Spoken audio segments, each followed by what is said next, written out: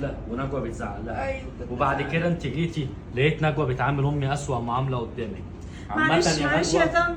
انا مش هعدي الموقف ده على خير، وريهام صاحبتك هتشهد النهارده على طلاقك. لا لا يا محمد ما وصلتش للطلاق. طلقها مش ده اللي يرضيك يا مبهدلاني. ماما؟ ايوه كسرت لي صباعي. عارفة كده ليه؟ انا عارفه لو المفروض الواحد يبقى خلاص. كنت هسامع كده مش انت عارفاه. الا الصباع، ايوه الا صباع امي، وكمان الصباع اللي في النص. محمد والله العظيم ما كانش قصدي. خلاص يا محمد خالص. استهدوا بالله يا محمد، ما تخربوش بيتكم. هي هتصالح طنط وتقول لها حقك عليا. هي خربت البيت خلاص يا استاذه ريهام، بقول لك كسرت صباع امي. عايزه انا اعمل ايه معلش بعدين؟ معلش يا طنط. خلاص يا ماما. ماما انا هرمي على، معلش انا اسف يا حبيبتي.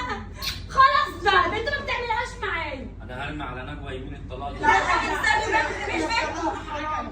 انا اسفه هو ده اللي هيرضيك يا انت ماما؟ اسفه؟ خلاص هتوديني